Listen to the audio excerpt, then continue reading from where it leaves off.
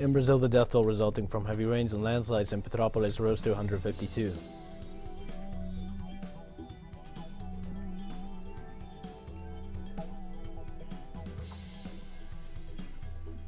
Two former commanders of the Bolivian Air Force and Navy were sentenced to 3 years in prison after pleading guilty for their participation in the 2019 coup d'etat.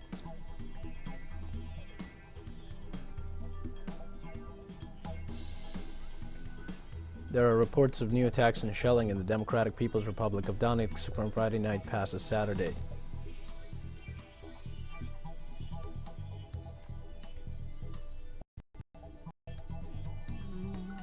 Hi, this is from the South. I am your news anchor, Dio Martin, from the teleSUR studios in Havana. We begin with the news.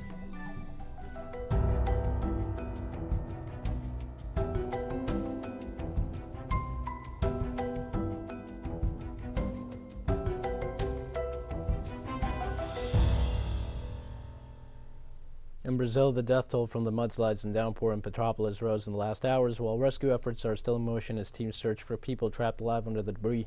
Authorities confirm 152 deaths so far, among them 26 children. For the fifth consecutive day, with weather conditions actually working in favor of the salvaging tasks, rescuers dig throughout the rubble looking for bodies or possible survivors. With 213 people reported missing, authorities have warned that there is a little hope of finding victims alive amid the devastation caused by Tuesday's torrential rains. Officials confirmed they've managed to rescue 24 people alive, a feat that transpired during the first hours and that has not been repeated in the last few days.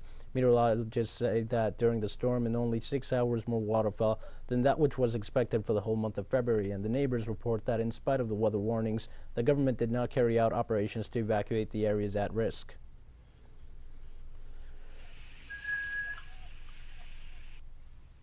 Forest fires in Corrientes, Argentina are still raising alarms. International aid and occasional rains are assisting the firefighters against the flames. Argentine ambassador in Brazil, Daniel Scioli, confirmed the arrival of firefighters from the Brazilian state Rio Grande do Sul, who will help the other responders to contain the blaze in the municipality of Santo Tomé, the location in Corrientes most affected by the fires. According to figures from the Institute of Agricultural Technology of Argentina, the blaze has covered 7,850 square kilometers.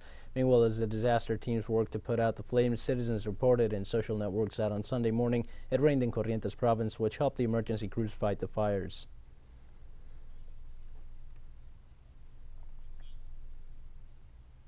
Ecuadorian indigenous people declared emergency in the Amazon region. Indigenous leaders in Ecuador declared on Friday an emergency in the Amazonian province of Napo due to the damage caused to their lands by the advance of illegal mining in the area.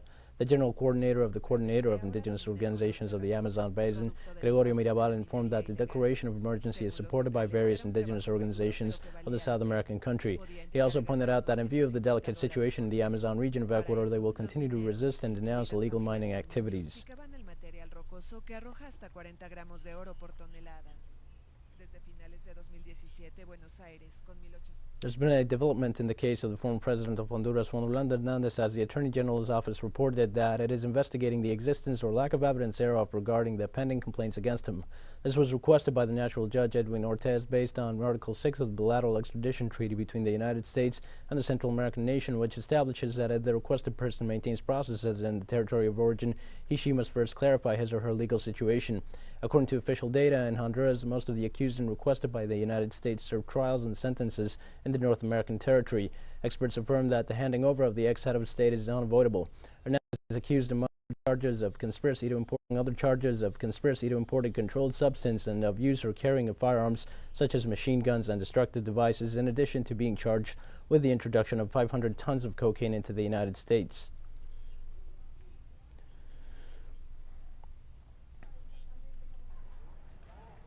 In Brazil, workers keep struggling for their daily support, while the government, who is responsible for advancing the society, does nothing but decimating labor laws. Yet private drives look for alternatives in Araraquara City. Our correspondent Brian Meyer from Brazil brings us a story.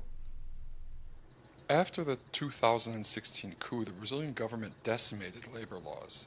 Today, 1.4 million Brazilian workers have no labor rights at all as autonomous drivers for apps like Uber.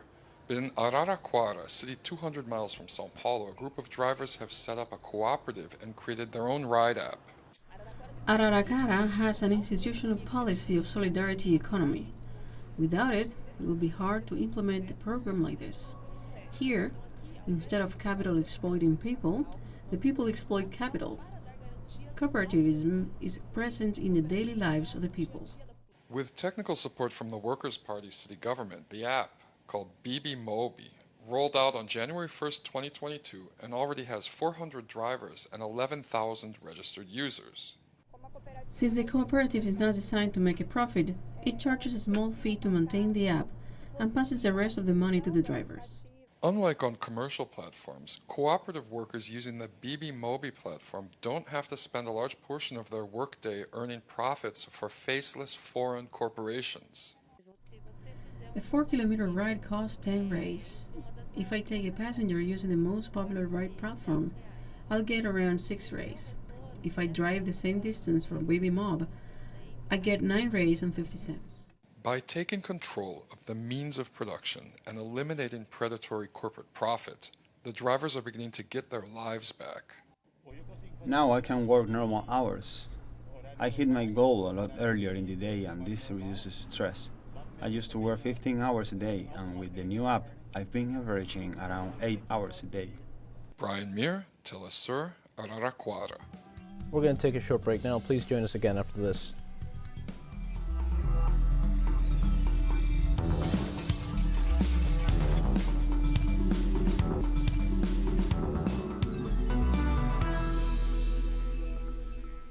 Welcome back to From the South. Former commanders of the Bolivarian Air Force and Navy were sentenced to 3 years in prison. Gonzalo Terceros and Palmiro Harjuri, former members of the Military High Command, pleaded guilty for their participation in the 2019 coup d'etat.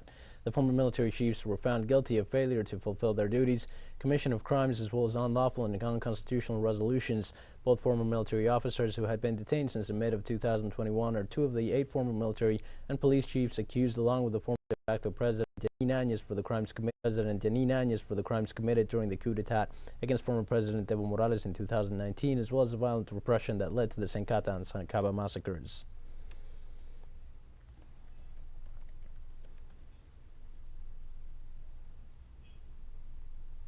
Chile's Constitutional Convention approved the first articles that will be part of the draft of the country's Bill of Rights. The body discussed 14 articles pertaining to the justice system section. 5 were approved entirely, while the other 5 have to return to the commission in charge of the judicial area to be assessed. The proposals that were endorsed fully include the articles on equality and gender perspective, lifting of charges, and collaborative mechanisms for conflict resolution. The Chilean constituents have until July 4th to finalize the draft of the Constitution. The initiative must be approved in the plebiscite scheduled for the second half of 2022.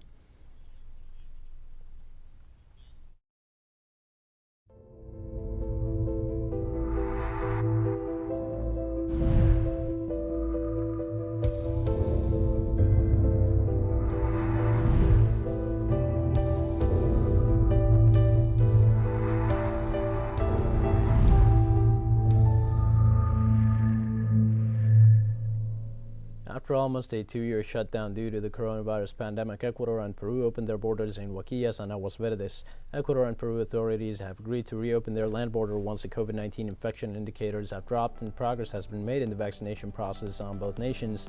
The opening of the border will be progressive with permanent surveillance at the entry points. The border crossing will be open from Monday to Sunday from 8 a.m. to 5 p.m. With these measures, these countries both seeking to reactivate their economy and tourism.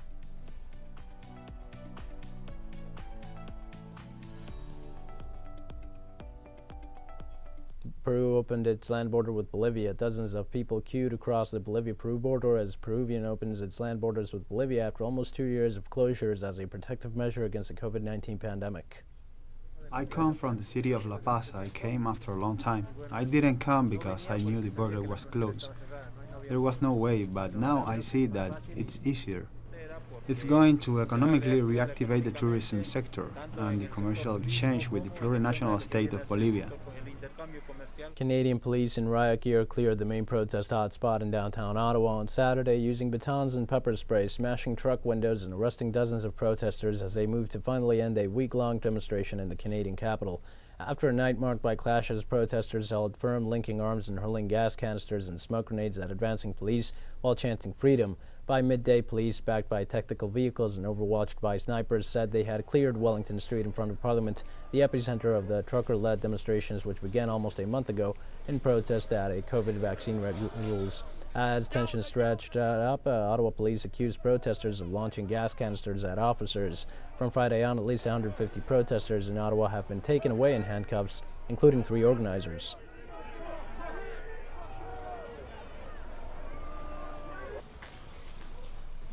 On Friday at the Munich Security Conference, a major gathering of global leaders of defense policy, the World Health Organization's chief Tedros Adhanom urged countries to contribute $16 billion as a matter of urgency to finance its accelerator plan to fight the COVID-19 pandemic.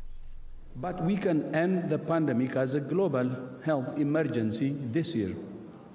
We have the tools. We have the know-how. In particular, we're calling on all countries to fill the urgent financing gap of $16 billion for the ACT Accelerator to make vaccines, tests, treatments, and PPE available everywhere. At the beginning, when will the pandemic end?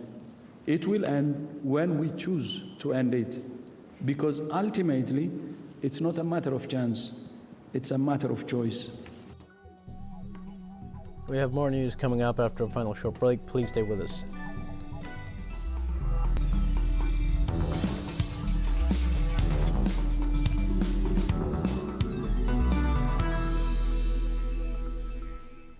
Welcome back to From the South. There are reports of new attacks and shelling in the Democratic People's Republic of Donetsk from Friday night past Saturday. According to former Deputy Defense Minister of the Donetsk People's Republic, Lieutenant Edward Alexandrovich Basurin, the armed forces of Ukraine opened fire on the territory 39 times. Of these, 32 with the use of gun artillery caliber mortars, while firing shells and mines. As a result of the shelling of the village of Kominternovo, one civilian was hit by a shell, while in Zaitsevo, 3 houses and a car were damaged. Basurin also said their forces continue to receive information about the buildup of the Ukrainian strike force in all directions. Ukrainian authorities have denied the shelling at all.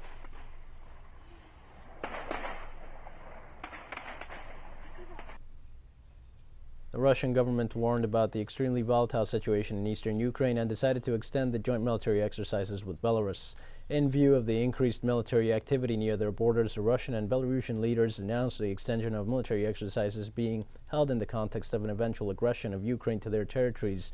The heads of Donetsk and Lugansk declared a general mobilization and ordered the evacuation of children, women, and elderly people to Russia. Also, the Russian acting Minister of Emergencies, Alexander Chupryan, informed on Sunday that more than 40,000 refugees from Donbass have already arrived in the Russian region of Rostov, of whom more than 7,000 are staying in reception points set up by Moscow. Ukrainian President Volodymyr Zelensky said Saturday his country was a shield against Russia and deserved more support in the face of a feared Russian invasion. In a speech at the Munich Security Conference, Zelensky accused Moscow of placing test-fired nuclear-capable missiles in a defiant show of force and condemned a police of appeasement towards the Slavic giant. He also demanded clear timeframes from Ukraine to join that U.S.-NATO military alliance, despite being what Russia considers a red line for its security. Zelensky traveled to Munich in the midst of escalating tensions in East Ukraine after Western powers raised the alarm about a possible invasion from Russia.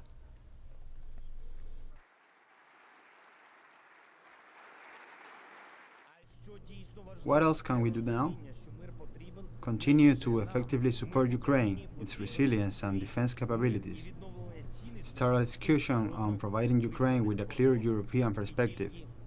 Open the tools of support available to candidate countries. Decide as soon as possible on a clear and feasible time frame for joining NATO. Take a look at some of the facts surrounding the current crisis in Ukraine. In 2021, the United States government declared that for the first time its suspicions of a Russian invasion on Ukraine. The only claim to support that were movements of Russian troops within the nation's own borders. The narrative of an imminent military invasion was echoed by the dominant mass media outlets and used to justify NATO's expansion out east, with the subsequent allocation of troops and military equipment in positions that threatened Moscow's safety limits. The conflict feeds on the frequent clashes sustained in the separatist regions of Donetsk and Luhansk, though none of these oblasts are legitimated as the popular independent republics they claim to be by the international community. Amid tensions on December 17, 2021, Moscow took the decision to propose minimum non-aggression guarantees to NATO and the United States, counting on a binding agreement to put an end to the conflict. The answer came as a surge in the media campaign's intensification concerning the alleged invasion, with severe damages to Ukraine's economy. The United States maneuver is seen by analysts as a strategy that seeks to strengthen Washington's political control in Europe and, amid the internal economic crisis, take a part of the old continent's energy markets for themselves, as Europe depends on Russian natural gas. Another aspect of the conflict is the situation in both self-proclaimed republics, Donetsk and Luhansk, which Russia stated are targets of an eventual false flag operation that would seek to justify a military buildup. The media's focus on the migratory situation in Belarus was also deemed a part of the plan, given the country's proximity and its government's allegiance to Moscow. Despite Moscow's constant warnings, the fear campaign designed from the Western offices is dominant in the media, and it diverts attention from the deal struck between Russian and Ukrainian heads of state back in December 2019 concerning the continuity of the peace process. The foreign ministries and agencies are speculating on potential dates for the invasion, seeking to take all the credit afterwards for having influenced on avoiding the conflict with their prediction. It is a recycled storyline that Kremlin has ridiculized frequently. Tension has drawn out the ugly face of world powers, with important leaders and organizations warning about the dire consequences a military conflict in the region would pose, and all due to provocations that seek to stir up a detonating event of unimaginable repercussions. In Mali, at least 8 army soldiers lost their lives, along with some 60 combatants considered terrorists amidst new armed clashes. The army, backed by the Air Force, intervened on Friday to destroy a terrorist base in the tri-border area near Burkina Faso, where the battle took place. Other 14 soldiers were injured and 4 are missing as a result of the fights. Mali, Burkina Faso, and Niger are struggling to contain armed militants linked to Al-Qaeda and Daesh, who control parts of the territory in the border area of the Western Sahel. The coup comes in parallel with Mali's request for France to withdraw its troops in the country, accused of failing in the fight against terrorism.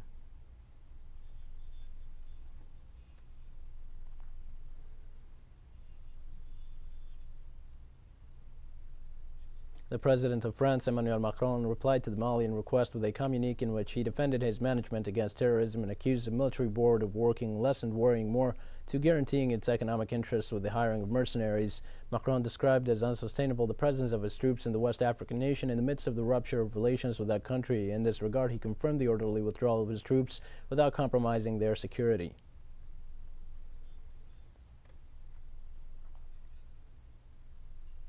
Somalian police reported that at least 15 people were dead after a suicide bomber detonated an explosive vest at a restaurant in Beledweyne in the capital of the country. The explosion took place at a crowded restaurant, killing around 15 people and wounding other 20, most of them civilians. According to police reports, there are 2 district sub-commissioners among the victims. The attack was claimed by the Islamist group Al-Shabaab, which has been waging an insurgency in the Horn of Africa country for years. The explosion comes amid Somalia's long-delayed and often tense election process.